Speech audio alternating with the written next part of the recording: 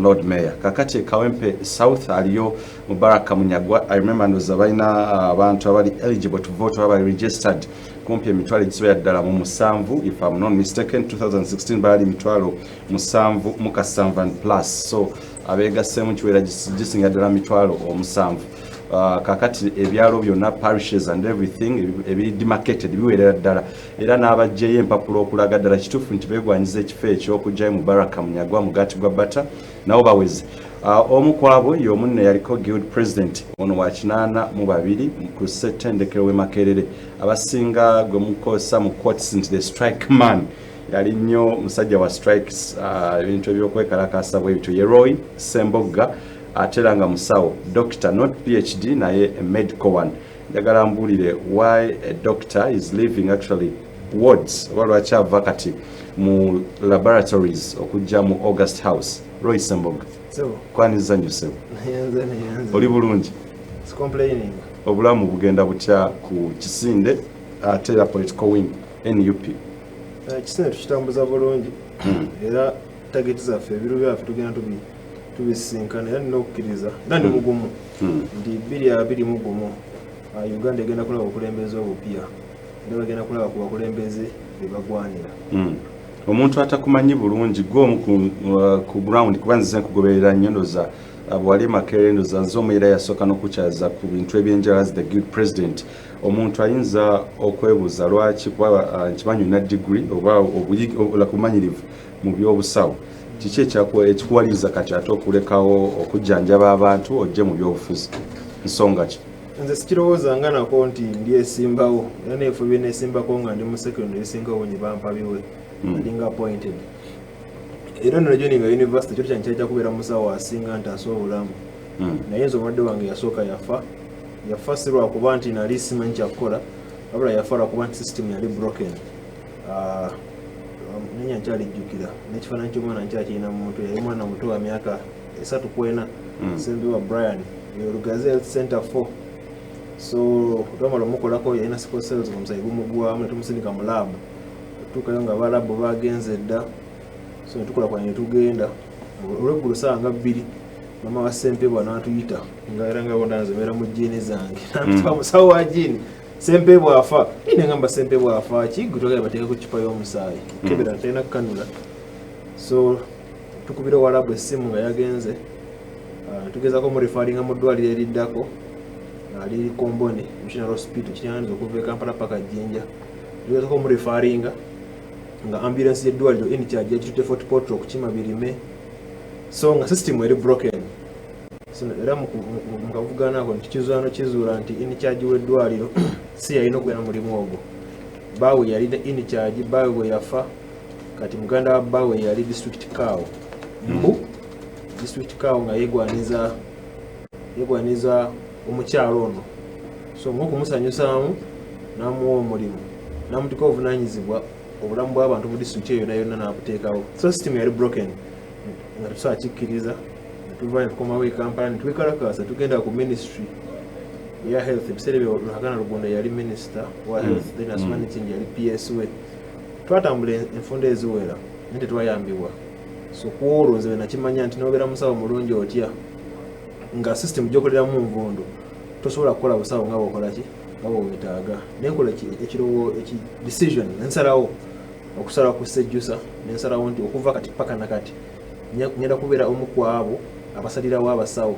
So sukudira healthcare system yaffe kikwasa abantu abatamanyi na busawo kyeki.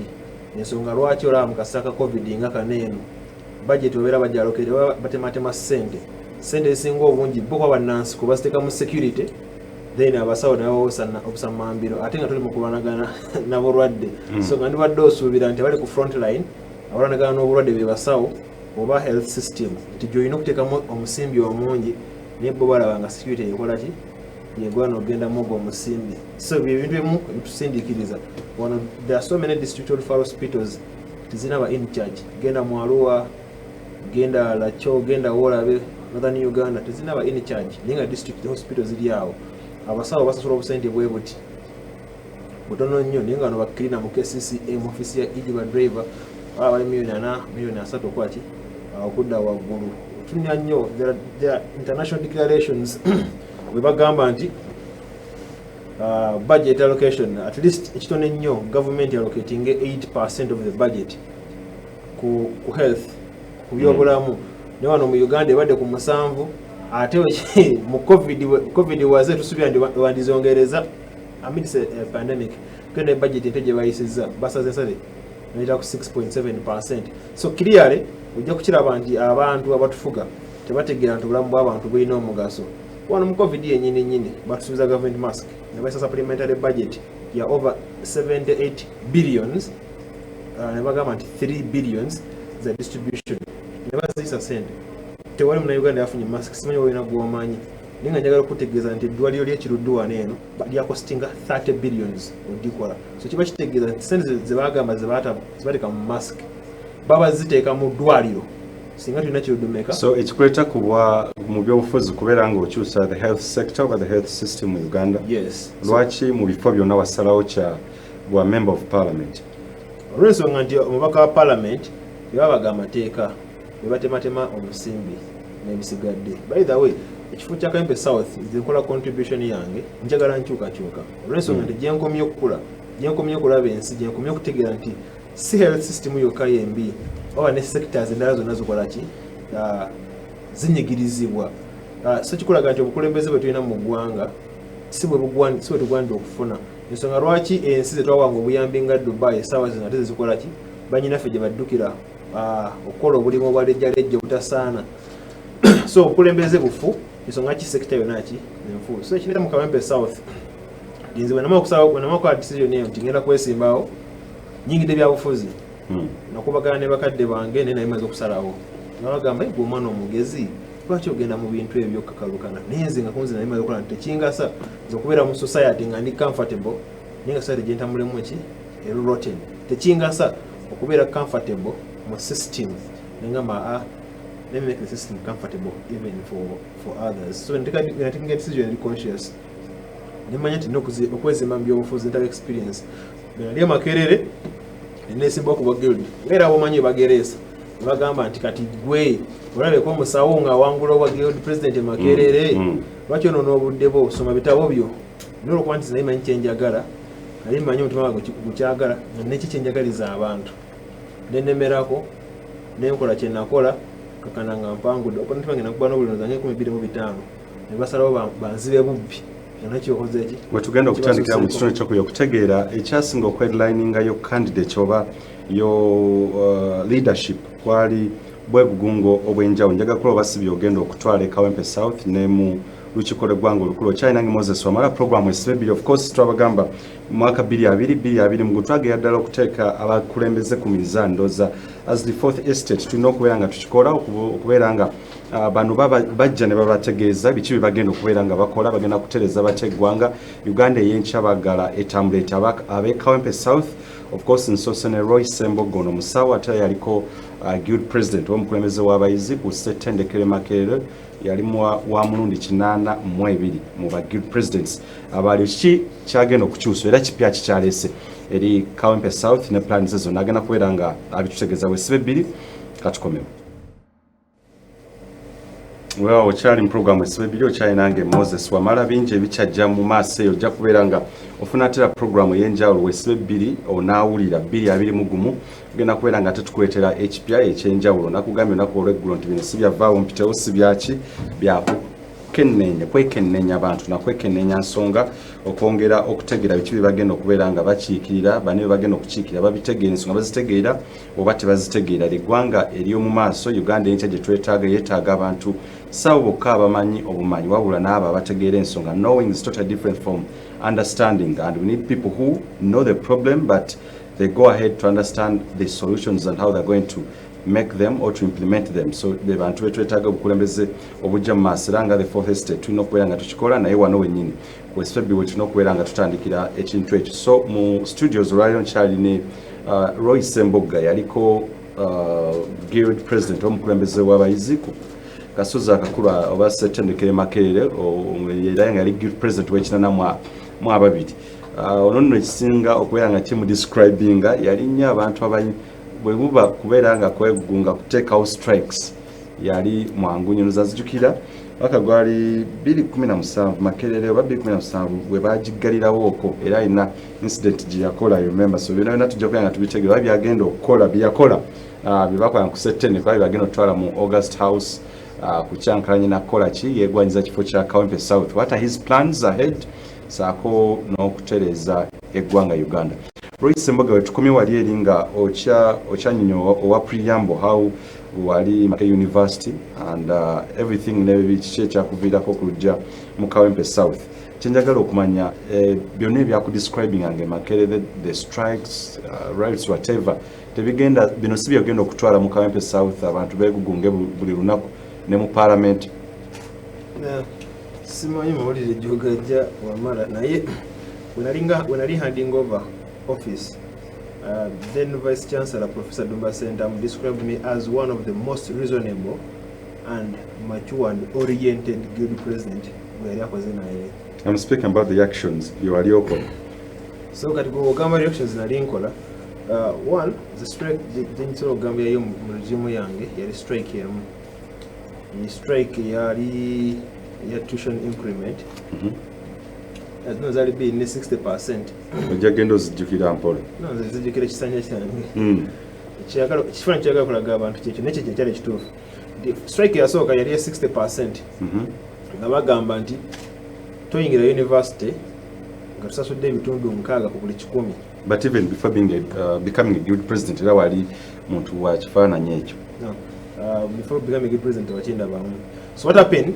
Twawandikira government yange yawandikira administration tubagamba nti eno policy teri tenable mu public institution like this one. Tekisoboka ate nge mugitusuddeko obusuuzi.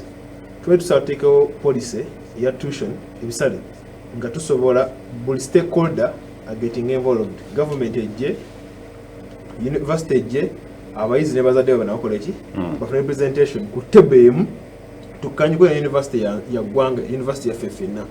So twandika ebbaluwa ezukanoza mwana lwakuba nti ekikola amawulire abana nga bakoze eki nga begugunze.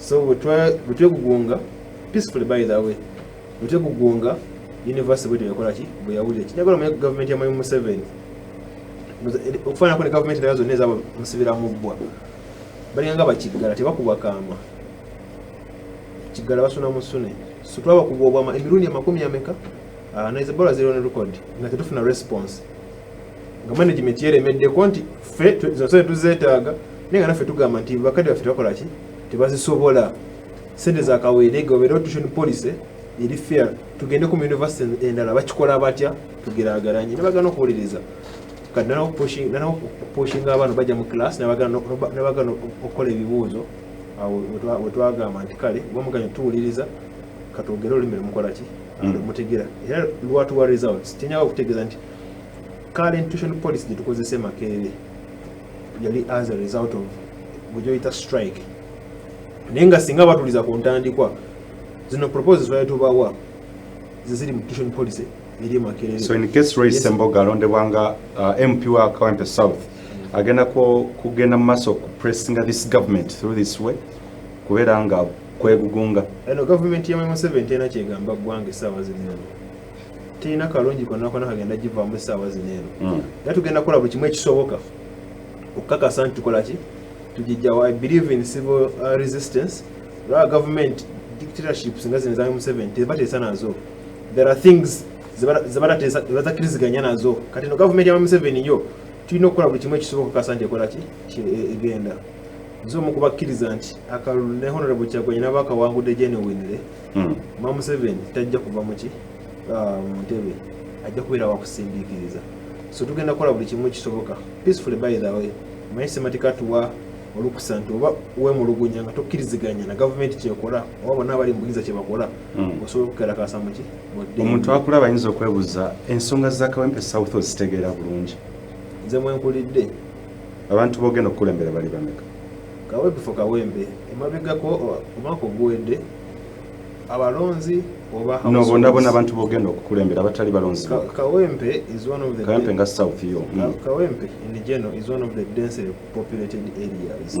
Yemu division za Kampala esingamu abantu abangi and perhaps a division in Uganda yonna esingamu abantu abangi.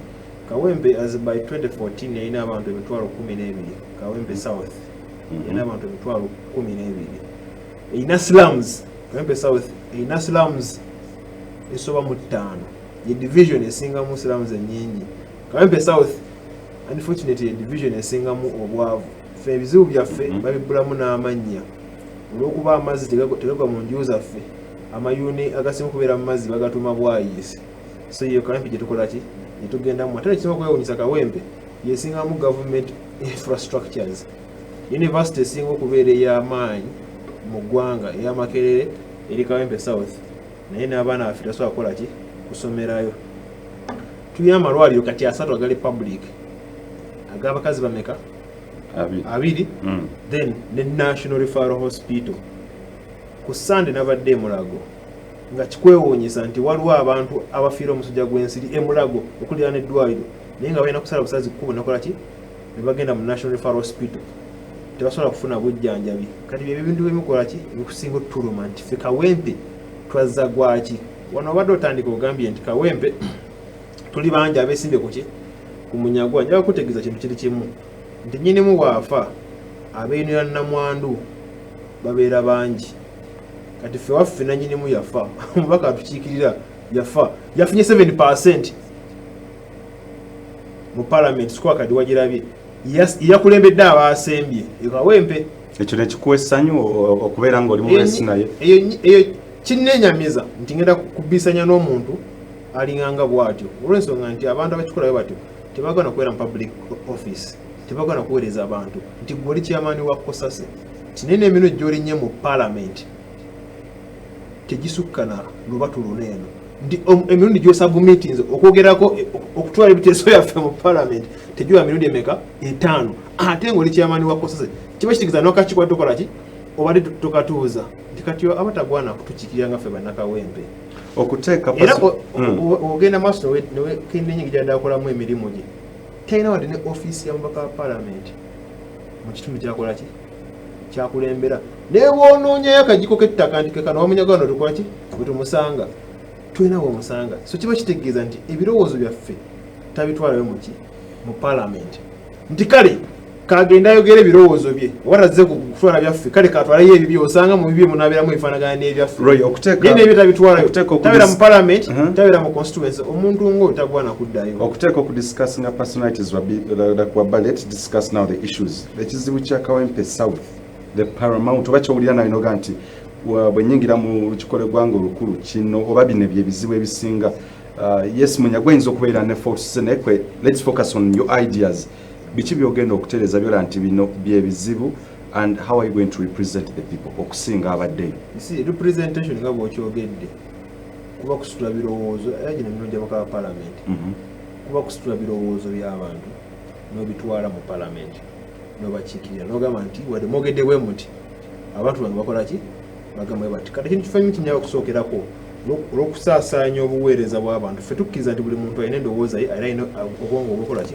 Okweweereza nti ffe abakulembeze tubeera just vehicle olw'okusaasaanya ebirowoozo by'abantu. Ekintu kyensookerako okukola nti ate si buli muluka ojja kubeera mu ofiisi ekuŋŋaanya ebirowoozo by'abantu. Abaana ku University awo Makerere wenva batambula n'empapula nga just beetaga recommendation ya mubaka wa Parliament. Tena na office tebena wa kumujja ne namba y'essimu tukola ki? Tebaawo. Tugenda tusooka okuteekawo tuteekawo abantu mu office abasobola okurecevinga abaana abanoonya emirimu gyabwe. Era ng'omukulembeze omulungi olina okusakira abantu. Tusobola kuŋŋamba nti osobola okubeera mu Parliament ngokwati si mu bulimu gw'amaka wa Parliament gwe tusobola kukola ki? Kusakira abantu. Kampewo kyokulabirako olaba abaka wa Parliament buli muntu abeera ne trip bagenda ebweru bagenda mu conferences ez'enjawulo ez'ensi ezaakulaakulana nga obuyambi buli awo naye tusobola bujjayo kubusakira kola ki? Kuba abantu gwe n'olinda olwogenda mu kalulu n'ogulayo ambulance n'owuddiisa ki? Abantu Kawempe wali abayiiya ebitone ebisinga ngamba kyeza Jose Chameleone waneeno eggulu. Jose Chameleone gw'olaba yava Kawempe naye omu ku batono akoze eki? Abavuddeyo abaana balina ebitone ebyo beetaaga just platform. Emisolo gye babereka ku nju nze ngamba ffe tusinga siramu enyingi nti tusula bubi kyokka ne rate kusasula omutono bamutaddeko ki?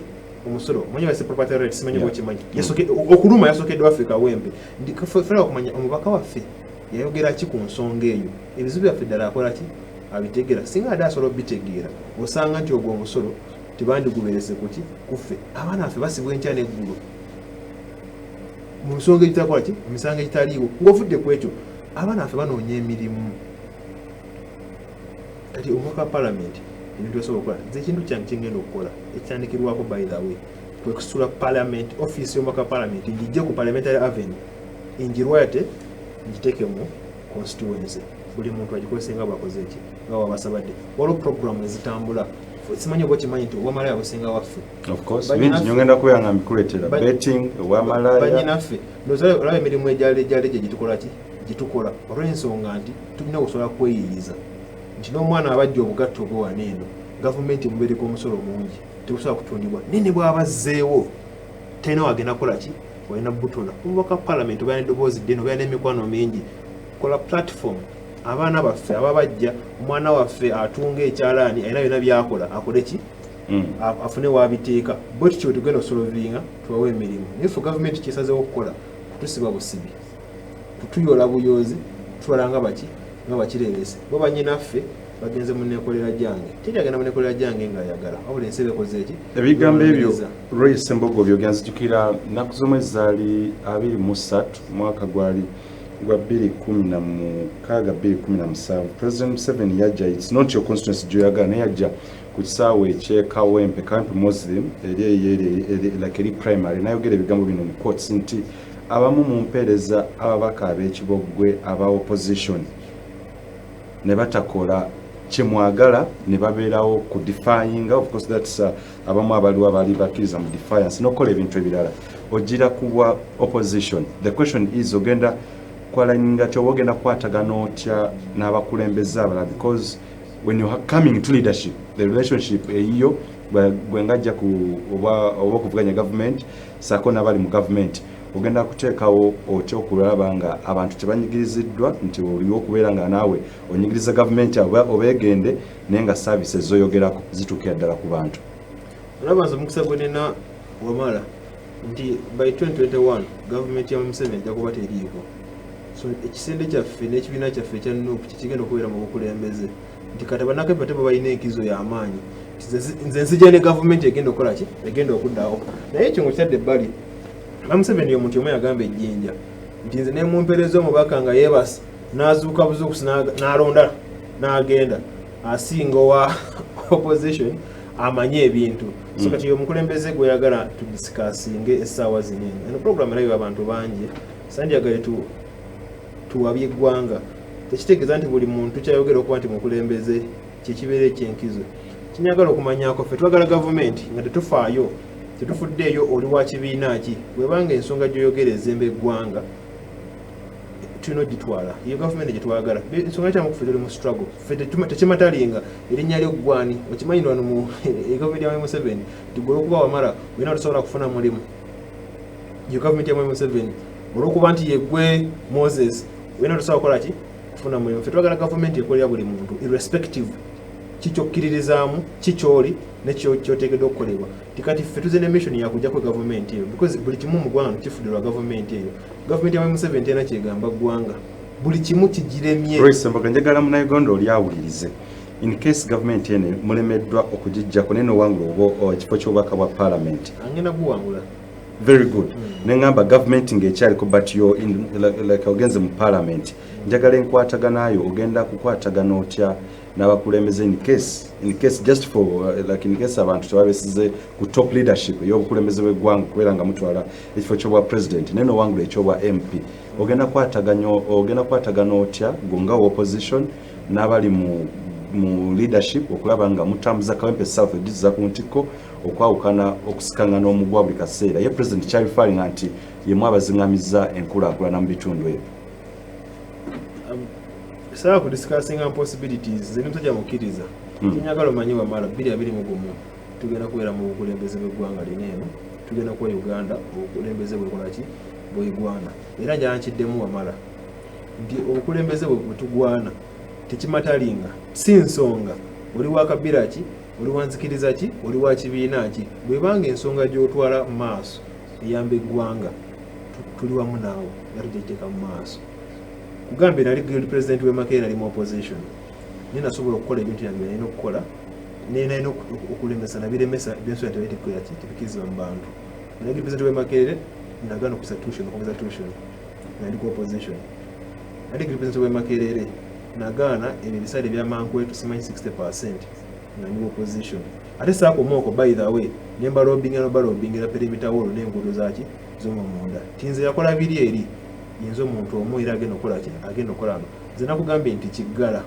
tebamukuba kamba akola ki basuna musune mwe Museveni tujja musuna paka bwanakola ki bwanatuwa ebintu byaffe ejjakuwa ekyokulabirako nti okubeera omukulembeze w'eggwanga okubeera omukulembeze tebeera kulyanga ku gavumenti okukolera abantu byena okukola ki byena bakolera waliwo ebifo by'opposition by the way nga performinze bulungi nnyo tebiriyo waliwo score card nga lwaba bakakoze eki performinze bulungi nnyo nti tebeera kubeera mu gavumenti okukolera abantu kati gwe kyekikuleeta okubeera mu gavumenti olwo kyekikuleeta lwaki tosigala lwakawawo olina oweereza abantu kyekikuleeta mu byobufuzi nga bwe nagambye nti ebyobufuzi yentabiro ya buli kimu mu ggwanga nti ebyobufuzi bibisalawo essati gyogenda okwambala ya sente mmeka ebyobufuzi byebisalawo tugenda okuteeka oluguudo ebyobufuzi ebisalawo tugenda kuwa amalwaliro sente mmeka eky'ennaku ekiriwo nti abali mu byobufuzi by'eggwanga lyaffe essaawa zino eno tebalina mwoyo gwa ggwanga tebalina ideas nti bali detached from reality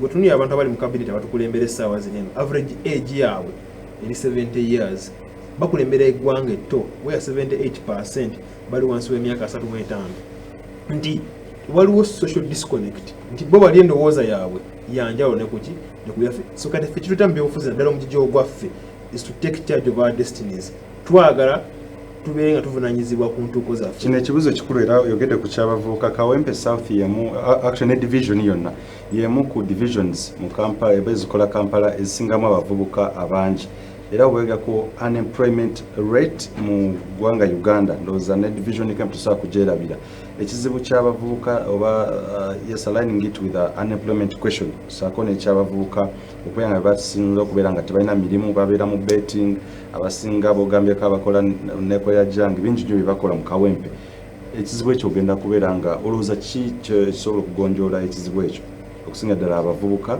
abatalina mirimu abamu like okusinga ku statistics bangi nnyo like abatasoma of course abatasoma batakola naye nga bataya butayayi Lumala kizibu ekiri Kawempe tekiri mu Kawempe mukamoka kizibu kya ggwanga World Bank yakola report netugamba nti 8.8 million young men school going age tebali mu ssomero tebali mu formal employment tebakola tebali mu ssomero ate nga ffe society tugenda kudiringa nabo so it is a national problem nga bwe nkugambye nti no government teyina kyesobola kukolera ggwanga linene era kikakata buli muntu yena gyali kakasa nti no government yakola ki tevaako naye in the meantime nga tugeza kujja ku government eno katwekwate nkubaza mbogozi ejazooka muki mu bunnya nti kati ffe kiroto kyaffe tugenda kukola ebibiina tusobole okupromotinga abaana abali scattered tubanonyeze common market tugenda bakuŋŋaanya awamu tuwe guidance nti buli mwana waliwo abaana asobola okukola ebintu byabwe naye nga kyebeetaagamu just business guidance then taking records nebisigadde ffe tugenda okukola mu Kawempe tugenda bakolamu ebiina ebyaki ebyenjawulo tibana abakyala abantu nga mikeeka nti gwotunga gumu noyatunga gumu tikatika tubagatte tubafunira akasente akawamu tusobola okukola ki ekiro yogenda kikolanga eyo sirolo ya mubaka wa parliament ogenda kikolanga tewetaaga sinti buli buvunanyizibwa omubaka wa parliament buwandiikiddwa mu constitution nagambye mukulembeze omulungi yoyo asobola okustepping out of his way nakola extra mile nakola abala kyebakola ki kyebatakola wekwate omukulembeze omulungi nagambye ku ntandikwa nti okusakira abantu bo just character of a good leader si buvunanyizibwa nga constitution bwekola ki nga bwegamba netusakola abantu bo nga bagwerawo mu bwavu wena gyosobola okukola n'ogamba nti guno si mulimu gwange gwagenda mu parliament nakola ki nakubateesesa bwe mbanga nina omukisa gw'okuteekateeka abantu bange kugambye omuntu abeera yekka bizinesi nza okukalubamu naye obagatteewamu ne ku negotiating kiba kyanjawulo oba kitegeera iyo concept ya cooperative government gyakola ki gyeyatta neffe tugagikola mu small circles naye babeera basevinga awamu nti gwe nooli nange bwe tugatta awamu capital akola ki akula kikotambuza bizinesi yono amagoba agagiramu nesene zigiramu tuziteke mu yono neyooli botyo tugenda okukola ki okwegatta okola nga tutumbula emigundi obulamu bw'abantu abali mu kukola then abavubuka abalala waliwo chairman Robert Somo ekyokulabirako abeerawo ku lufula mu ntebe balaba bajja ntebe zaabwe nga bakavaawo just bali waliwo chairman Paul abakuŋŋaanya waliwo abalundirawo embuzi zaabwe then wodda wali eri waliwo abayimbi wodda wali eri waliwo abajja ebintu byabwe nti abavubuka singa omukulembeze ajja n'abakolamu omulimu ne beegatta n'abasakirayo kabasakiddeyo n'abanoonyeza n'akatale tebasobola kusigala kyekimu teri muvubuka akeera nkya n'agamba nti kange nennyakula essimu alesikinga olwa bakoleki bamukube naye kino kyonna okiraba tekiri ku mubaka wa paalamenti kiri ku national level nti obukulembeze okuva ku ntikko tebukola kanko ekyokulabirako wamala tifena tutambula ku nguudo netulaba abaana abato abasabiriza myaka 2 myaka 3 nga bali mukolaki bali mu kusabiriza teri n'omu akolaki abafaako abaana bagenda kukula batuuke emyaka ejaffe nga tebasobola kukola ki kusabiriza bagenda zaala bannaabwe naye nga balina okukola ki okubeerawo nga bagenda onyakula essimu mukama kali tuvaamu abaana abo ne bakwata ku mmundu ojja kulibwana kirigenda okukola ki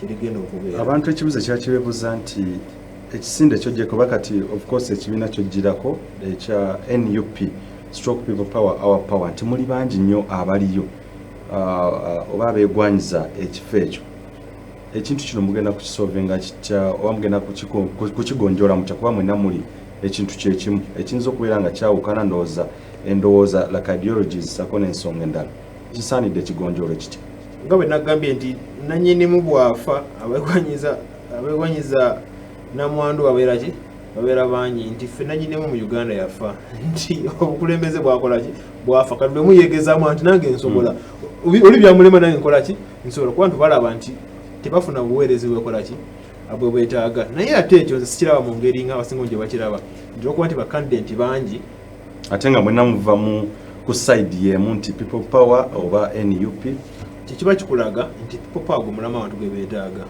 omuti oguliko entontogolo gwe gukola ki gwe gweyunira ebinyonyi nti kati ekikulaga nti people power gwe mulamwa buli muntu gwakola ki gwandibadde identifyinga naye ne people power now NUP semateeka wa NUP awa election management committee obuvunaanyizibwa obw'okwidentifyinga okusunsula n'okusalawo ani akola ki katutandike awo olaga wakulu nnyo Roy katutandike mu kitundu kino ekiddako kyalinange Moses wama program esebiri ntuza Roy Semboga yaliko guild president w'e Makerere ku katebe atunyonyole biki byatesitese okubeera nga akiikirira oba byagenda okukyusa ye ng'ombaka era agenda kukiikirira atya abantu b'e Kawempe South gye yeegwanyiza w'esebiri ekomawo tovaawo Utereva chai program esebiri uchainange Moses wamala ku mukuto gwa Twitter of course ujja kwesa let's talk UG politics over UG votes 2021 kujja kweranga okwesa hashtags then ku Facebook, Twitter, YouTube na Instagram Delta TV Uganda ku live stream kujja kuteka of course comment yo basinga wano mbalaba bali ku live stream Delta TV Uganda mulimo abasinga bali mukuwane like Roy Semboga mbuze ku bibuzo si kumuwana buwanyi nti yes Kawempe like south ya gwanidde twagatumanye na bikimwe abali e Kawempe bimwandisuubidde abantu be Kawempe banje baagala ate lwakiguyagala bawana omulala njagala bakubuuze ku bibuzo nsonga bazitegeera dda twabamatiza dda omulama gwe bakutegeera Shafik na Kibinge agamba okay no stone will be left untouched. What Sombe Sylvester, Alex Semboga is our power. Sebunya Patrick, thanks Honorable Semboga for the ideas you have. You are exactly the kind of a leader of our generation that we've always longed for. Kawempe South, we can't wait. Nzakaru Kange Okarina, Semboga power hashtag. Good message, Dr. Roy Semboga, Musoke area, Nabra Banji nyo. Musoke area kwali bulungi nyo so Sokeri oyo IGP wa Kawempe Republic era president wa Kawempe Republic yamusindika Israel kusoma bukesi n'ebisigadde tukwagaliza misomo emirungi yatusawo n'okoma ujje n'obukugu obwo kwa tujja bwetaaga okujjako n'omusebera mu ggwa so eriya mukama kume gyoli obuvumu kiki ekinyonnyola obuvumu by the what explains your confidence n'abalala bali mu kisinde mwenna mwogeza maanyi mwogeza buvumu lwaki confidence mwina mpitirivu bamwimya ku ground ki nga mwogeza confidence tonjogeza byama naye ffe gye tulaga tulabayo ffe abali mu kisinde munda twasetinga targets ne goals so fa buli goal gye twasetinga tujja achievinze so gye tulaga tulaga ki tulabayo era gwe tulaba n'omukulembeze w'eggwanga abadde akajjuzajjuzaamu abegakaawo mulumu kuba akimanyi tugenda mutwala nga talinnya kati ffe gye tulaga tulabayo okuze ku kibuzo kyo nalise wali eri abaliyo of course Kazwe Bashir Mbazira munamawulire munnaffe eriyo bangi nnyo abeegwanyiza kati Roy Ssemboga waliyo omulala kumwerabira erinnya linzirukako naye muwerera ddala abali ndoza naye yaliko omuyizi Makerere muli bangi nnyo ate era nga mwenna muzze kati okusooka twabamanyidde ku kisinde kati muli mwenna in case bonna bakkanya nti bajja kuyingira ekibiina muli wantu wamu NUP ensonga eyo nkyayagala ogigguse nti mugenda kwetereza mutya mmwe nga abantu ab'enjawulo mugidde ku nsonga y'emu naye nga twagala omuntu omu mugenda gonjola mutya ekintu ekyo NUP ng'ekibiina kirina ssemateeka waakyo atema engeri ki omuntu gy'afukamu nti candidate era ezo internal processes yasitandikako dda yateekawo election management committee ne calling for nomination buli muntu yenna yina ayagala okwesimba ku tikiti ya NUP memba w'ekibiina ali eyo tubayita bakole ki bayitike empapula zaffe netuziteeka empapula zaffe bwe kivaawo tujja genda ku stage eddako yati ey'okusunsula so mbadde nsaba akakiiko kano tukawa obudde kakola muki omulimu gwako ogulambikibwa ssemateeka g'ekibiina kya NUP then akakiiko kanamaliriza byonna nga biwedde kajja kulondako kajateekawo enteekateeka ey'okulondako oyo akoze eki akira ku balala era gwe bajja okulaga eggwanga abamu bagamba nti akakiiko ako kayinza obeera ne conflict of interest kuba tumanyi nti nze kati ebyemunda byemanyi nti Roy Ssemboga Pupa bwe yali etandika I know yegwa omu kwabo era nzikiriza abatandika ekintu kinene kyendaba obuzibu bwe buli nti tutuuse akakiiko ako kalina is it independent first and foremost ekyokubiri kagenda kukola katya okubeera free and fair kugamba nti yes Roy Ssemboga olw'okuba munnaffe nnyo wa munda nti atayinza okubeera nga okutandika ekisinde yali munnaffe bwe tuti conflict of interest n'okubeera independent ng'akakiiko ako okukola ekintu ekiri free and fair singa akakiiko tekabadde free and fair kandi gambye nti ono engeri gyali high ranking member of the movement ekifo ki tetugenda kukola ki kukisaako omuntu tetugenda kiranga naye engeri nti buli kifo kyonna bakoze eki bakiranze akakiiko tukeesige kagenda kubeera transparent era ffenna twasubjectinze twewaddeyo mu mikono gy'akakiiko kakola omulimu ogwako so nze ndowooza nga tuleme kwona linnya ly'akakiiko mbadde nsaba tukaleke kakole muki omulimu gwako era nze n'okukkiriza nti akakiiko kagenda kukola omulimu ogwanira singa tekalonda Roy Ssemboga ne kalonda omulala nze ni team player akakiiko bwe kanalonda omuntu omulala in transparent manner gye mmanyi gye bagenda okukozesa nja kuwagira candidate w'ekibiina nze bwe nti bwe nkola ebyange naye nina okukkiriza nti akakiiko kaba kaagala omusambi asinga because teri muntu alonda Welbeck nga waliwo Cristiano ali wanene essaawa zinene kana akakiiko ajja kukola ki kajja mumutwala kayetaaga omuntu kuba ekisinde kya papa kikulembeza nnyo omuntu wa wansi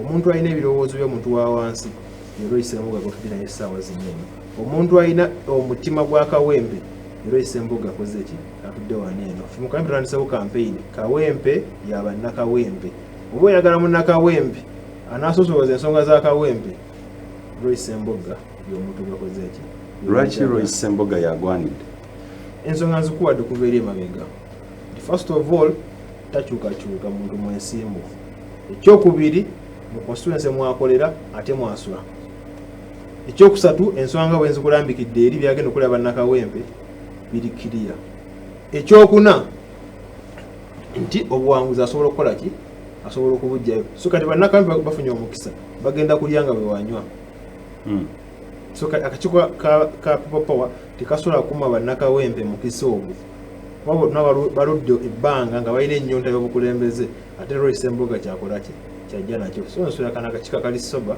kajja kuwa Royce Mbuga so lwaliro ofunye mu butongole kaadi yo eya NUP kaadi yange ey'ekibiina gyeri era nze ndi memba wa kibiina era teri byakubuusabuusa era ekibiina nkikkiririzaamu okukkiriza mu kibiina ndoza kiyinza okubeera nga si kyekizibu naye ekikulu kiri wano eno nti ekyo ekibiina okubeera nga kakati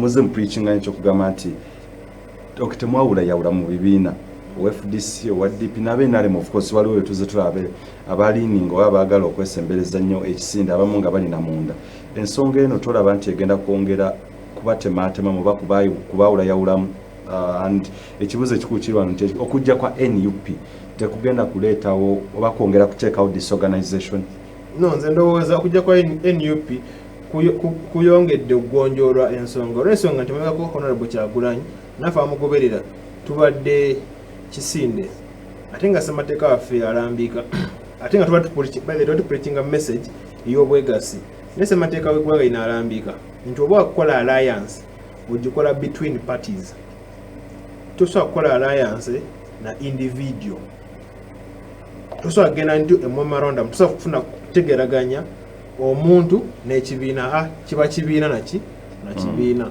nti kati NUP etuwadde omukisa ffe ab'ekisinde kya people power okufuna basis kwe tunaasinziira okuteesaganya ne bannaffe nti yesu okuwandika ne alliance eri enteesaganya zigenda mu maaso eggulo limu ndooza walabye abajjeema baagambye bendoosinze Honorable Kyagulanyi era baagala enteekateeka ez'obwegasi zikoleki zitandike jeema no yeri ku speed ya wagguluko naye waliwo n'ebiina ebirala bitukolaki bitwengeejinga tugenda kusinkana DP block twasinkana Olyeri era tugenda kuddamu kwaki obasinkana tuyasinkana n'ebiina ebirala byaki ebyenjawulo ebiri progressive mwe muli ne FDC mwe muli ne DP tugenda gezaako okusinkana buli muntu tulabe tukolaki titwegatta naye bannayuganda zinyagala mbasuubize mmatizeko n'ekintu kimu nti obwegasi tebuli mu kibiina kyokka obwegasi bubeera ne mu bantu nti n'ebibiina bisobola okugaana okwegatta obukulembeze bw'ebibiina bisobola okugaana okwegatta naye abantu kasita beegatta buli kimu kiba kiwedde yegwakulira institutions mu kisinde kya people power sebwe buli people power oba NUP egenda kutereeza etya institutions mu ggwanga Uganda in case bannayuganda babeesize 220 ebizibu bya institutions biri broad badde njagala tubidiscussinga nga institutions njagala tubidiscussinga education sector olw'ensonga education as a department ekintu kimu kiridinga mu kintu ekirala ekintu kimu kiridinga ngenda ku ekyokulabirako tuba mu Uganda waneeno tusobola okutuula wano nga tuli mu studio ne tupredictinga ne tugamba district ezigenda okusinga Kampala, Wakiso, Mukono ezigenda okusemba Luwuka, Kamuli, Kaliro okitegedde nti kibeera kyalinaku nti abaana mu districts ezo babeera sentenced to life ignorance so kaffe twagala ebyenjigiriza ebiri balanced ebiri equitable nti tugenda first of all tugenda ku emancipatinga tugenda kuteekawo affirmative actions mu bifo ebyo tugenda kuteekayo resources mu bifo ebyo tutumbule ebyenjigiriza so that eggwanga lyonna tulisitula omulundi gumu genda ku ekyokulabirako nti abasomesa bibamu ku civil servants abasinga okusasula ssente ntono wano mu ggwanga lyaffe kiba kitegeeza ki nti Ssemboga bwe nga nze nkoze PCB math yange n'abalama akoze PM n'ebisigadde bwe nfuna points ennyingi teri muntu ayagala genda wali musala mutono nti ffe ba top brains b'eggwanga tugenda genda tukole courses endala busawo engineering n'ebisigadde then bano abakoze fairly we batyo bagende basoma obusomesa bona abaana twasoma n'abasobola okunjulira buli nawe nkimanyi otako mu system ya secondary n'ebisigadde ti ku secondary ojjuzaamu ogamba nti dokita wampa engineering otaba engineering kale kangende mu accounting bwe babiganye byonna kangende nkoleki nsomese nti kibeera dangerous nti odidde ebyenjigiriza by'eggwanga lineeno n'obikwasa abantu osanga abatabanguse bulungi so ki popa kyegenda okukola nti egenda kuddira obusomesa education system egifuule nga yemu ku sectors ezisasulwa obulungi so that bano hageze munnyo mu secondary badda mu education basobole okuweerera ki eggwanga lyaffe naye era papa atukkiriza nti ebyenjigiriza by'eggwanga bisobola okubeera platform for national unity eggwanga lyaffe litaaguddwa ojja kwesanga Kaseese bali mu ntalo Gulu bali mu ntalo essaawa zino wetuwogerera waneeno waliwo bigenda mu maaso ebyasubiza bazonto nti wayi ng'abanyankole bakaba bakola ki bafuna omulimu ate nga osanga si kituufu si nti bonna abanyankole bakola ki bafuna emirimu wabula a section of the few oba okifuna nti kati ogatta eggwanga kiki tugenda okukola tugenda kuyisawo poliisi egamba etya nti bw'oba nga oli mwana ozaliddwa mu central tolina business kusomera mu central genda osomere mu Arua Abaarua basomere mu Western Uganda tumikisinge tumanye culture z'abantu osanga twewase bwe tutyo tugenda gatta eggwanga lyaffe lineeno naye nekintu n'ebintu byali twagala okukola twagala kuteekawo vocational skilling ku buli level ya education yaffe essaawa zineeno biseera singa bagamba yaba job seekers not job creators era ensonga nti curriculum gye tupasuwing essaawa zineeno teyamba abaana ngendako ekyokulabirako nti nze gwolaba nakola fairly good 18 8 aggregates 18-8-25 naye omwana ayisemu system nga bena biyisenga we nabiyita bwekituuka batagenze ku university abatagasaaki batagasa ggwanga olw'ensonga tasobola kukola socket tasobola kubajja ntebe tasobola nakola ki kusala nviiri so ffe popa kye tukkiririzaamu nti tumbula ebyenjigiriza bineno tuwagala buli muntu ku buli level gy'ayitako abeere nga alina extra skill gy'afuna nti omwana amala primary nti kale alina okuba nga asobola okubajja ekitala nakola ki n'akiteekawo nti bw'amala O level ebyamasannyalaze aba akola ki aba abitegeera bw'amala A level kwegamba ebeere prerequisite ku every level nti tulina kitukola ki kyetwongerawo twagala kukyusa curriculum y'eggwanga lineno tufune abaana ng'asobola okubaako omulimu gwasobola okukola naye kyannaku nti osobola okufuna university graduate nga tasobola kuoperating a laptop tasobola kuwandiika CV so kati education system gikola ki tulimu essaawa zineeno ate tekyewuunyisa nti abagikulembera essaawa zino okuva ku minisita kupaka ne banne bakola nabo nti ebyenjigiriza takola ki tebabitegeera abamu ku bo tebasomera nawana mu Uganda mu kafuba okutereeza Kawempe South kakiiko kyaka parliament kewandyagadde okutuulako nze nga bwe nagambye passion yange eri mu byabulamu okusingira ddala kikwasa ennaku nti mu malwaliro 3 aga gavumenti abazadde bakyazalira ewaka so akakiiko k'ebyobulamu okutumbula obulamu tumanyi waliwo endowooza nti developing economy gavumenti ya Museveni egamba kulaakulanya economy otumbule obulamu bw'abantu ekyo kikyamu obulamu bw'abantu obulungi bwe buzimba ki economy nti omuntu bw'alwala wamala omuntu bw'alwala gavumenti emuspendingako ate abatayamba gavumenti kola ki kuyingiza abeera non-productive so kibeera in the best interest of government okukakasa nti omuntu mulamu omuntu abeera omulamu obulungi gavumenti emuspendingako ate asigala akola aba ayingiza ne gavumenti eba ekola ki eba eyingiza nti kati ffe nzaawo kunyaga tuteekesera bw'otumbula obulamu bw'abantu n'ebisigadde bikola ki byanguwa ate nga strategy yaffe erina kubeera nti tufokasinga ku public health prevention okusingira ddala gavumenti ya Mwami Museveni eno sibanya tebabitegeera eri curative ndowooza okkanya nange nti abaka ba parliament oba parliament ezize zibeerawo ziyinza okuba ebiseera ebisinga zize ziremerwa on their roles of bakukola ebintu byabwe and number one the accountability question nti bannyo bazze balemererwa and my assessment as a journalist nti olumu tuweereza abantu one ab'ekibogo oba abantu baweereza abantu ab'ekibogo who can't even account for anything one who can't even account for themselves for what they can spend for what they can actually earn nga Royce Mbogo omuntu omuyivu okugenda maaso nga ogoberera the rules and the accountability whatever sente nyinyi ezibiddwa esente z'omuwa omusolo and at times parliament ne biyitawo bwe bito ne bigenda bwe bito nga sente zibiddwa like the deals ezikolebwa okubeera MP ow'enjawulo mu August House 2021-2026 okuyimirira ku mpagi ya accountability ogenda goberera ntya oba biki ebyenjawulo byogenda okukola okufollowinga accountability ogobera ensimbi y'omuwi w'omusolo okulaba nga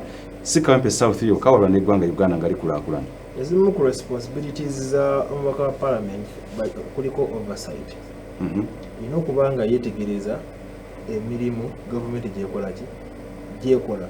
Ekyo omubaka wa parliament asobola kukikola singa aba atendinga enkiiko, singa aba yekenneenya government documents, singa aba asobola okusaba because of prime minister's time okusaba accountability kibi gundi kyekoze n'ebisigadde. Ekyo nosobola kukikola singa obeera mu parliament. Naye ebizibu tufuna ebiseera ebisinga nti abalonzi first of all tebamanyi naki kye balonda.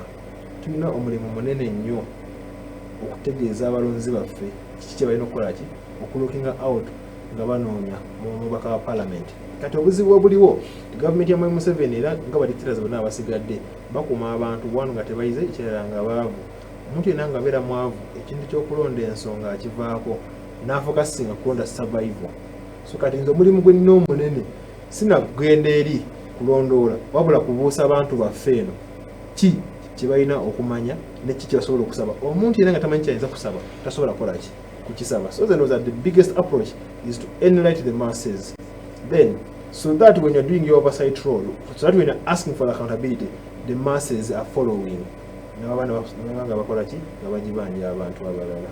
Okutunulira ensongera like in the August House ebintu ebisinga okuba parliament doza n'ebintu ebirala engeri gye bakolamu like budget allocation whatever engeri lakolumba ise ebintu ndoza nzijukira 2018-2019 the financial year eyo bava ne batutegeeza no 2019-2020 bava ne batutegeeza nti ebimu nabo be bayisa ebimu tebabitegeeranga mutadde OTT mulimu abamu abava ne tugaa nti ne finance minister yagamba nti ani abagambye okuyise twagambye 0.5 gikusoka yali ku 1%.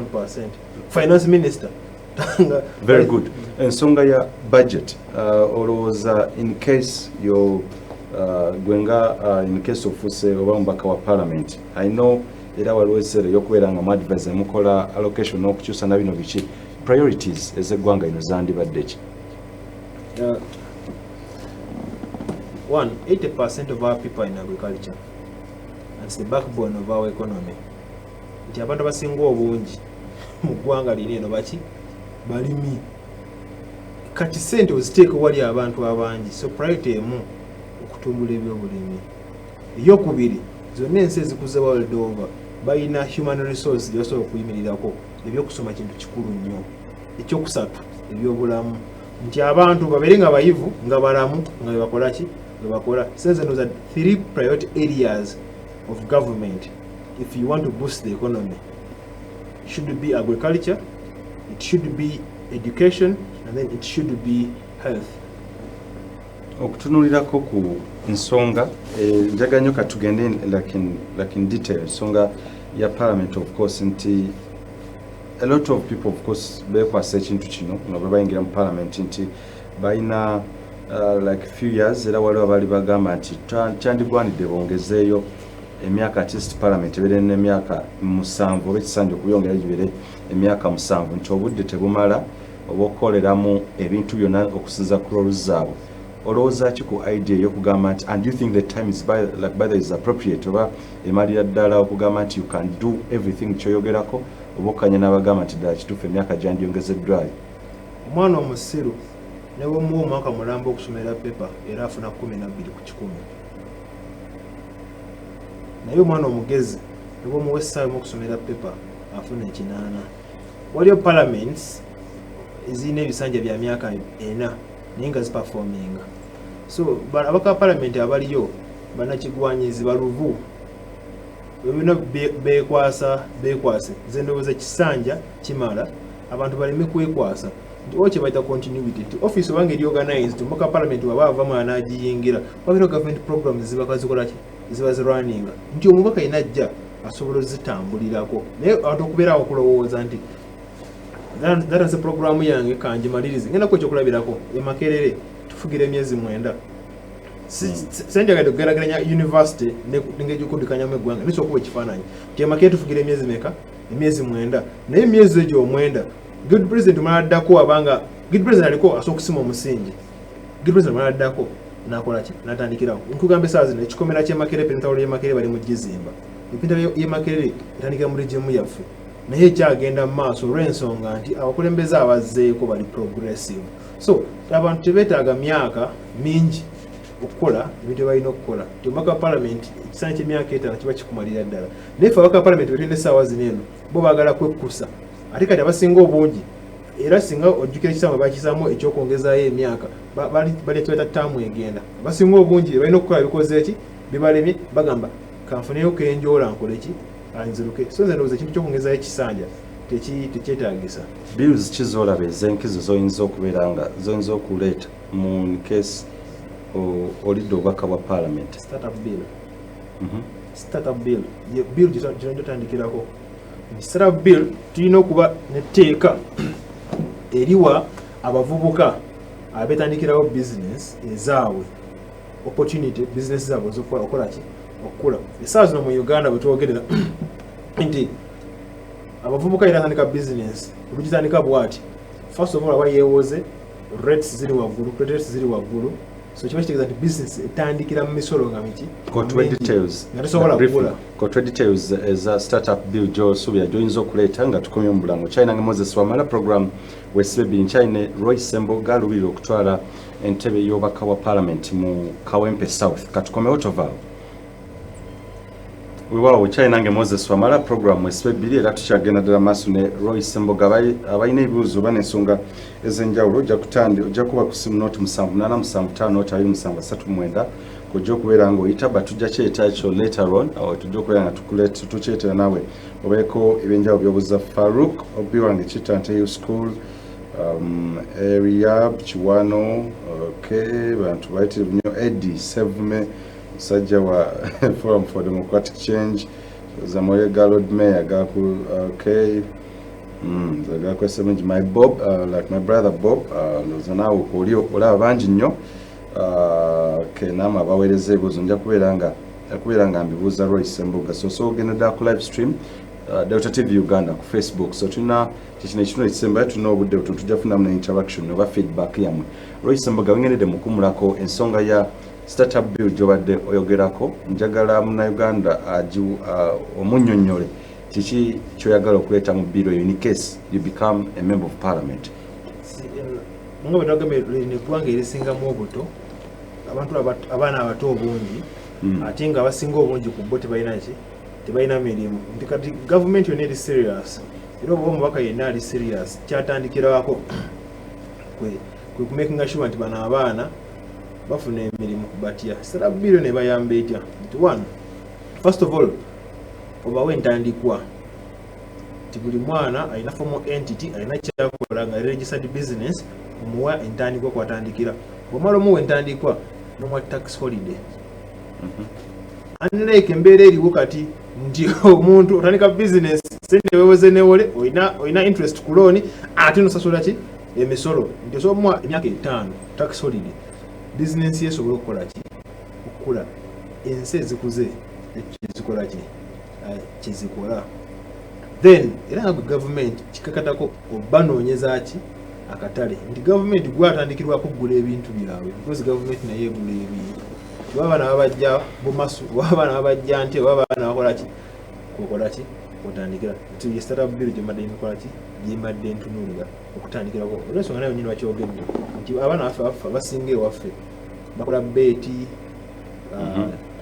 byabwe byakireereese so naye ate nga nabo abaana bavunanyizibwako eggwanga basasula omusolo mu ngeri emu oba endala so eno bill egenda bayamba kola ki okwadressinga ensonga ezo okwogerako ku nsonga ya of course rules era nga gwaluubira okubeera omubaka wa parliament nkiwa waliwo ebintu byolaba mu ggwanga beyond being an MP oba a member of parliament naye nga oli a citizen of this country bintu ki byolaba beyond being a member of parliament ebiyinza okubeera nga in case you get to different positions byinza okuadvocatinga for eggwanga Uganda okutereera oba nsonga kizotunya noga nti ng'oggyeko okubeera nti nkola oversight nkola like legislation n'ebirala biki ebirala byosobola okutunulira okutereeza eggwanga Uganda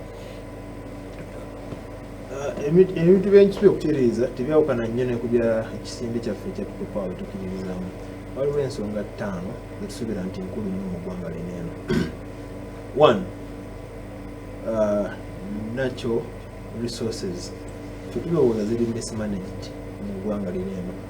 Nina kuwa ekyokulabirako, tugende Karamoja nti ejjinja erivaamu cement liri Karamoja, naye teriyo na factory ya cement ekola ki eri Karamoja. Balijjayo mu lofoomu yaalyo ne balivuga paka Toro. So ate singa watadde factory e Karamoja, n'abakaramoja n'abenefitinga. Amafuta agali e Hoima, gold yali Karamoja, nti gold yali Karamoja bamwetooza n'omwetoolooza bwe bati. So twagala nakyo resources ziveeyo and land use ziveeyo zigase eggwanga, so okuyamba family oba olubatu lw'abantu. Wano tugawulira tibakusa gold ne bamutwala, tugawulira nti amafuta gaffe gatandika ddiwa okusimwa era gatundibwa mu crude form. Ebyo si bwe twagala. Ensonga ey'okubiri gyenooza nti eri critical ebintu by'obulimi. Wano mu COVID kankuwa ekyokulabirako, omukulembeze w'eggwanga yaggala eggwanga n'aggaliramu n'abalimi mu rainy season. Kyokka ng'ensi zonna amawanga gonna mu nsi gali under lockdown. So obukulembeze obutegeera oba obulengerera ewala kyokola ebiseera amwaka kaseera nti eno East Africa, Uganda is the food basket for East Africa. Leka abalimi bagende bakole ki? Balime. The best way you could put people to productive use during COVID time is to isolate them in gardens. Ndifuje bakumire wako kuzaala okubagana kuba domestic violence omanya yeeyongedde. Baleke bagende mu farm bakole ki? Balime. Ndikikuyamba nti country banagisumulula ensi yonna binaso okwesumulula abatetekera mmere essaawa eyo gwaba akola ki? Gwaba abaguza. So ndowooza n'ebyokulima betaaga okutumbula. Abalimi baffe tulina okukomyawo cooperatives, tulina okunoonya market, then tulina obayambako ne mu post harvesting handling, because okusinga okufiirwa products zaffe nga tumaze okukola ki? Nga tumaze okuharvestinga. Then ensonga endala gye ndowooza ti ze elini government. Nze ndowooza government nene administrative units nyingi nnyo ate nga tezikola ki? Teziyamba. Parliament yaffe eri bloated, parliament yaffe nene. Ate kisinga okwewuunyisa nti parliament gy'okoma okuba engazi gye tukoma okuspendinga ssente ennyingi. Ojja kwesanga I think 12% of our budget goes to public service. Kusasula misaala n'ebidiide. Ojja kwesanga nti budget nene ebenefitinga abantu ki? Abatono. So eno government tulina ogisala. Kuva tusobola na cabinet ina ministers asatu mu bameka mulina eggwanga etto bweriti. Kyokka ng'ensi ezikuzeekuzeemu ezina economies enene balina ministers 10 7 n'ebisigadde. So neza tuspendinga ssente ennyingi nnyo mu fields nga tusasula abaminisita gutereeza mu district structure. Batimetememu eggwanga. Buli lwotema eggwanga n'okuleetinga district empya oba okuleetinza administrative unit endala, ogenda kuspendinga ssente ku musala gwaki? Gw'abakozi.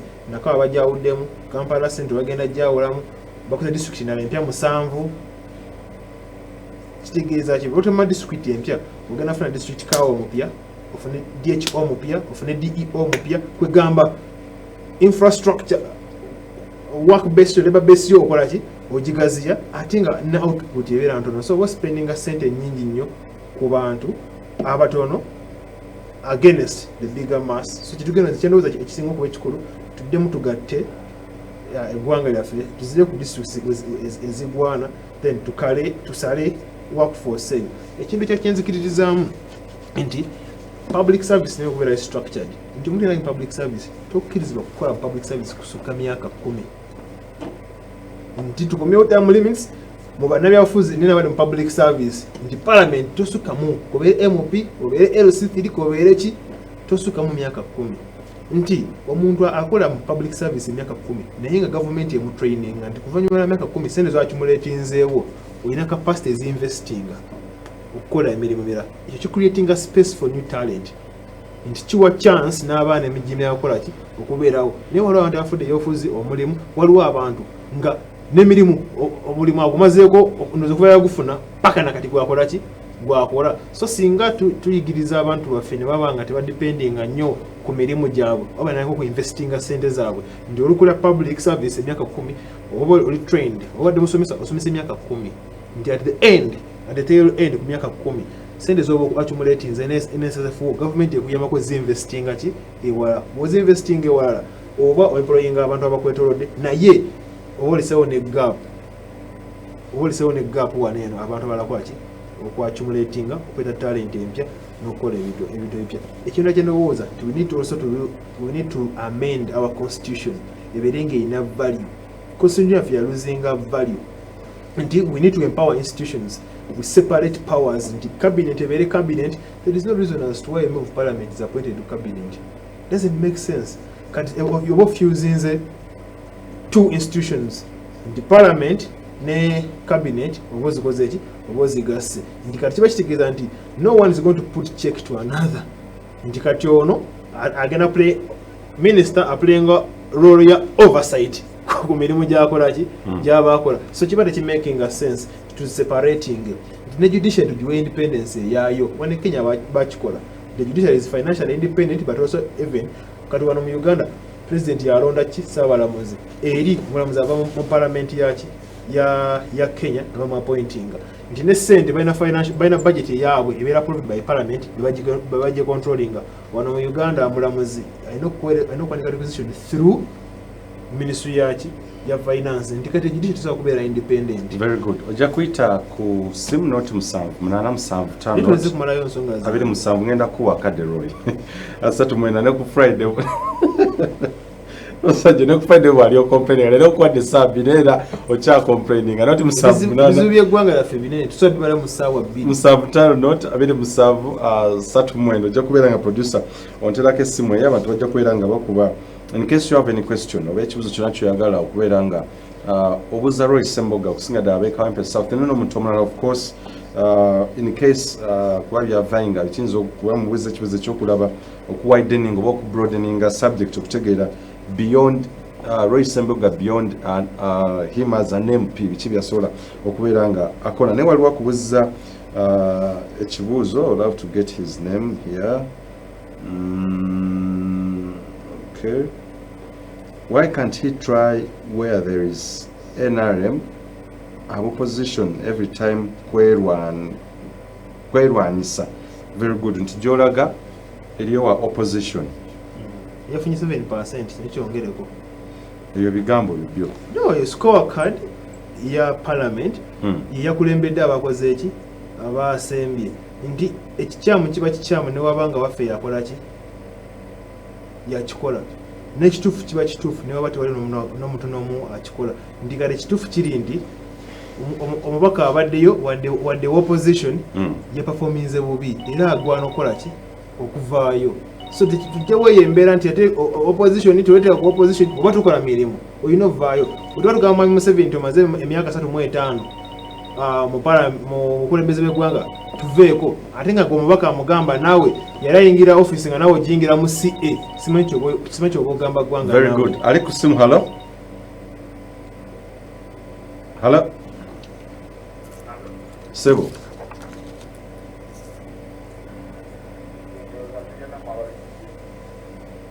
No, kusooka ojja ku ogenda kwindawo katono. Let me just clear this kati nyongenda kubeera nga nkitereeza nkomewo abamasimu briefly.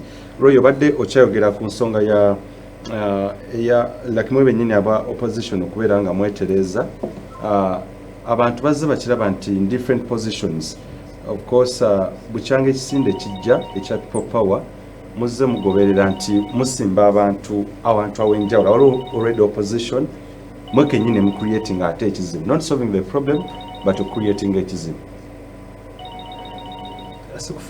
Waliyo constituencies ezimu zemwongedde the coming of people power abamu balowooza nti eyongedde kuleeta ate conflicts instead of solving ebizibu ebibaddewo nti owa opposition abadde ne upper hand somewhere ate ne mwongerako bwongezi apart from Kawempe South okugeza ebifo ebyenjawulo nga Masaka municipality ye Masaka Masaka aliyo coordinator wa people power yatukola naye Honorable Mathias Mpuuga era ye incumbent kati oba oyogere watuufu abali katugende kati emukono of course ebifo bingi nnyo ebiriyo bendabanga abapipa muli bayitirivu okugeza nga wanjagala mpe specific example kunnyonnyole olw'ensonga nti buli kifo dynamic za njawulo kati emukono wa tugende Lubaga South Lubaga South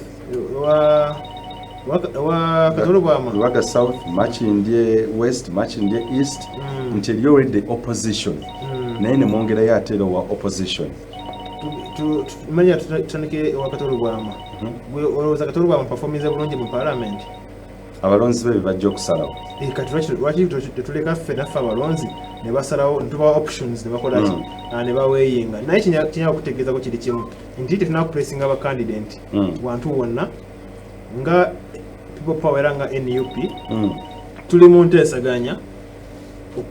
nteeseganya okukwatagana n'ebibiina ebirala tiosanga ebinava mu nteeseganya ezo bijja tugayidinga how we are going to proceed nenze nga enkwa opinion yange ng'omuntu nti omubaka wa parliament yafunye 7% mu performance ye tagwana kuddayo oba wa NRM oba waki wa opposition mulimu abaka ba NRM abali ku nsonga y'okukyusa eggwanga by the way era nga tukwagana nabo Honorable Nsambo is one of the best performers Honorable Nsambo Oshabe tukola naye wadde wa NRM so tutujja musaako omuntu tujja kukola naye olw'ensonga nti akoze bulungi nti waliwo ife ebirala asumani basalirwa si wa kisinde wa jema ebugiri tugenda basaako abantu olw'ensonga bakoze eki bafominze bulungi kinaye gwe obadde oli opposition nga tupafominze asuke nfune ow'essimu Roy tusooke tulabe kiki bagamba hello very good Sebo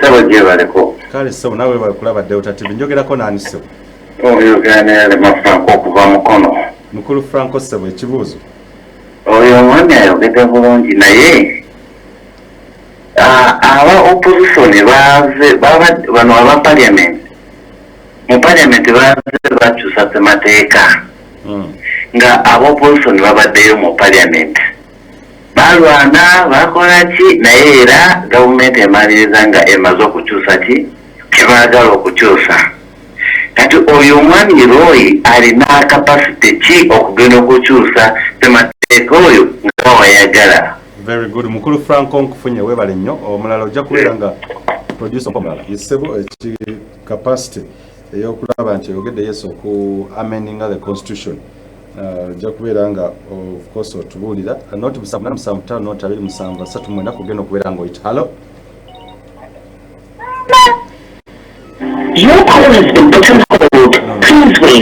kubeera nga omunzigirako omuntu oba okubya essimu of course kati mutegereza okwenda smartphone yekoona ku gundi kutunaye nga oba okubya essimu TV gimuting oba gikendeze tubeere nga tuwuliziganya bulungi nnyo oleme kubeera nga ate ereeta feedback halo halo Sebo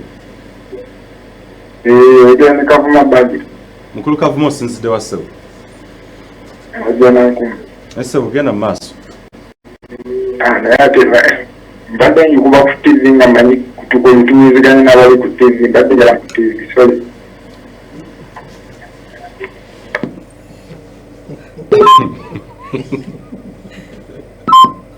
musajja we najja nankumbye naye ndomubuuza oba badde aliraanye ekitebe simanyenewe noti 785 noti 273 kugenda okubeera nga oyita halo oba badde obawuliziganya naabo waba radio simanyi halo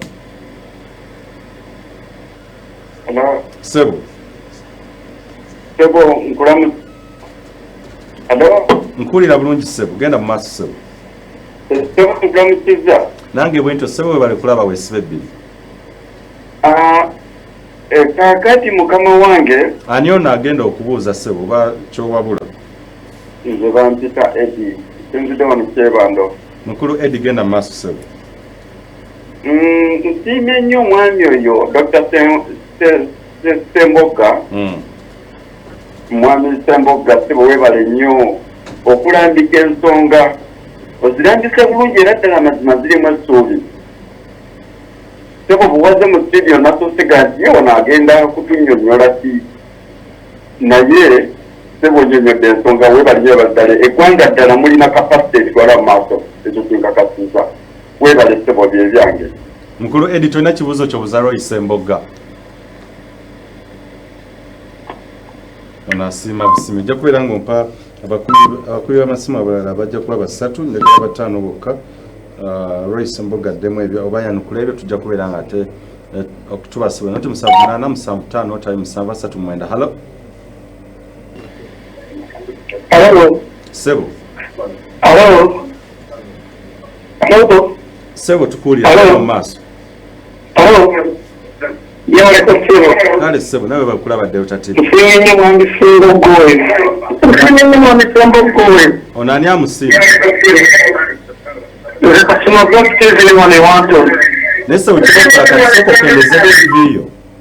Nja kusaba okubye TV nkusaba Yesu mbamanyi muwagala okwewulira naye ekikulu kya kubeera nga tuwuliziganya si kwewulira bwewulizi. So ojja kubeera nga okendeza TV oba ogimuting oba ogiviire obeere nga tuwuliziganya bulungi. Hello?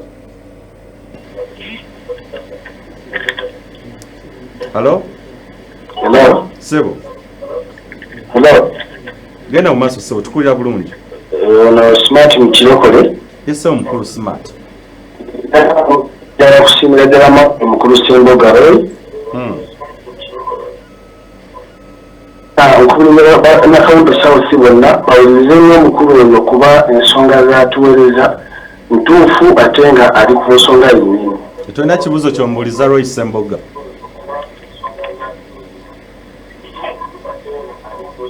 Okay. Ojja kubeera ompa omulala naye abantu ba Roy simanyi lwaki TV bane muzikendeeza. Roy Semboga ndoza amajego gwalina okugaduumira. Noti musavu tano noti abiri musaba weegobyeko Sebo. Bawuliza wa Delta TV. Sebo. Mwami wamala. Wangi Sebo. Ono Eddie yakomyewo badde ombuuza talina kibuuzo ky'obuuza. Eddie ekyebanga. Amazima gali nti yakomyewo kawe. Wangi? Amazima anti yakawute South ye Roy Semboga. Ekibuuzo. Bawulirize batunuulire n'eyayogedde babikomparinga ne kandidati abaddeko oba aliko omwami mugati gwa bata. Mukulu Eddie. Ekyo ekibuuzo. Mbadde nzize kulambika kuba badde kyapadde omukisa taata. Akunkomere Sebo neyazanyo Sebo. Sirina kibuuzo kuba byonna abyogedde. Akunkomere neyazanyo Sebo bali kulaba Delta TV. Ojja kumpayo abakulu babiri bokka.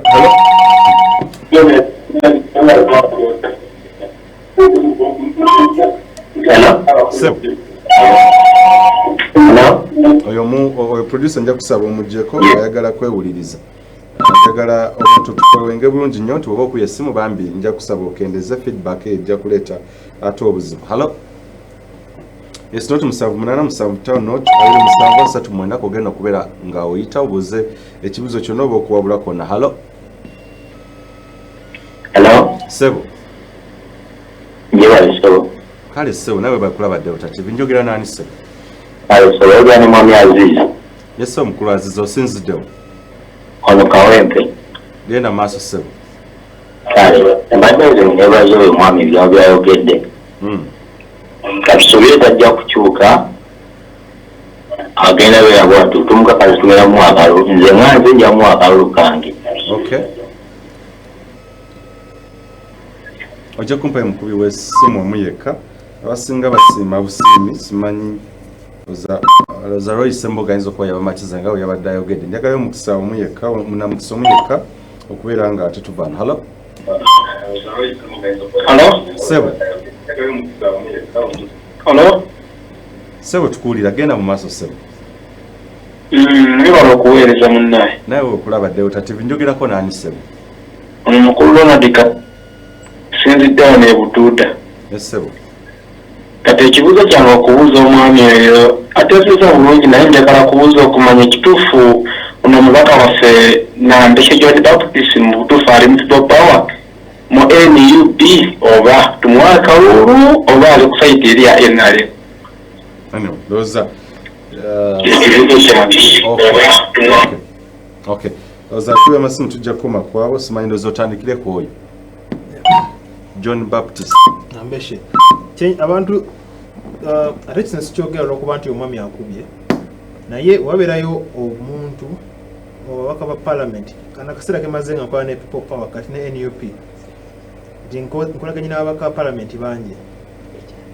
John Baptist Nambeshe yomubaka wa parliament gwokubira essimu bw'abanga ali mu parliament obanga ina kyakola nakuweza message nakugamba mwine meeting nja kukuddira n'amala n'ava mu meeting nakola ki nakuddira bw'agamba tusinkagane wano ku ssaawa 2 agenda kuba akola ki waali eyo character teresanka mu bakulembeze b'e Uganda kati okudda ku mulamwa oba John Baptist Nambeshe ali mu kisinde kya People Power kuva ku ntandikwa coordinator waffe yomu ku coordinator basobola okureturninga results okufuna ba district coordinators abalala era kinategeddeko kisobola kukakasa nti agenda kujja mu butongole akime ticket ya NUP era ekibiina kya NRM akyawulire agonagawidde mu nkuubo era nze ninze lwanakola ki olobodde njakusabadde mu Frank abadde basima Frank agamba